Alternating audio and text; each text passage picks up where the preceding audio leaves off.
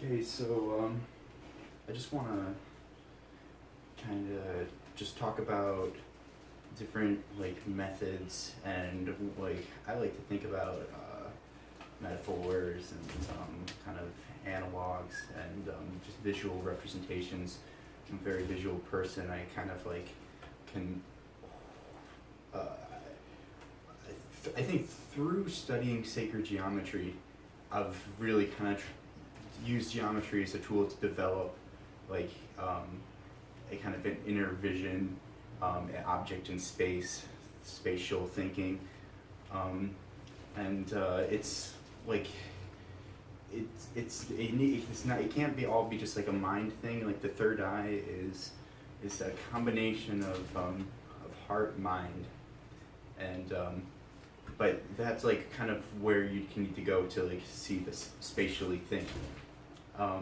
And if you really develop your third eye, it's like an interface with reality, and it's like your heart-mind interface with reality.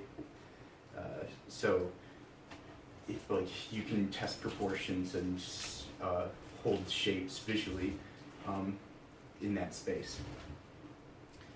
Okay, so to accomplish a task, it's like, or to, we don't want to be, it's like, do we want to accomplish something, but we don't want to be like gripped onto like what it is we're accomplishing. We just want to be able to grow to our fullest potential. And so we don't want to have these like firm directives that basically, because once you do that, if you like bring that too much up here, then it's gonna subvert the whole process, and the rigidity of it will cause it to probably collapse in on itself. So we need to have both that aspect of it, the rigidity aspect, that like an individual can follow that path with like a directed focus, but also like all together we can just kind of naturally move in that direction without, because we each need to be, like our biggest value is ourselves. This whole thing is, everything in reality is held together by individual points. And when I bring this, like the consciousness back to the seat of consciousness, it really like sees, now we like realize, like it kind of puts the perspective of like experience always being like from the point of experience. And that is basically your connection to the infinite and from all of us. So there's an individual on it at every point, and we're each a hinge of energy, and we can, like, based on our conscious awareness of ourself in relation to the whole, as expressed through I think like symbolism was a good way of thinking about it, but as expressed through the language of our environment, the colors and the shapes and the energy that it like displays in its as many subtleties and dimensions as exist, which are infinite, and it's extremely beautiful. But like to use that from that your gauge of that energy from every point to focus into the way that you think supports, is honoring that inner truth for yourself. And like I've got a sneaking suspicion that like once we do that and we quit disempowering ourselves to these external structures that are rigidity structures that basically exist in our minds, we all hold them up together. But I have a sneaking suspicion that once we recognize that we can all just let go and go to that deeper place where we can honor our truth, that all points converge. And that's basically about like dispelling the like looking like kind of look at the filters and the way that information gets to us and the way that like the energy is directed on the planet.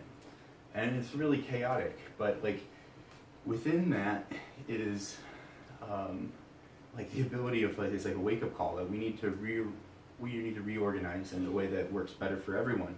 And it can't just be some person at the top. It needs to be from every point that we learn to grow towards our most holistic self.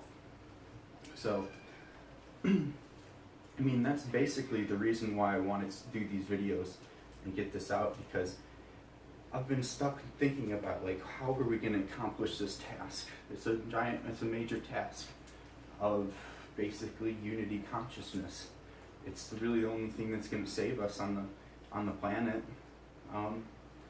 And but that does is like puts us onto a whole nother level of relating with the cosmos, which is where we've always been destined to go. So like, I want to push definitely that sort of consciousness, because it's like a subtle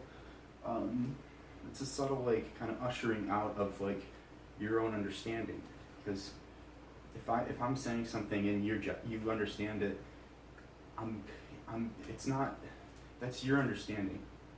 And I think that's why it's important that we like view the language and the way that we're relating with the world kind of like a shape, and hold it up to our own understanding.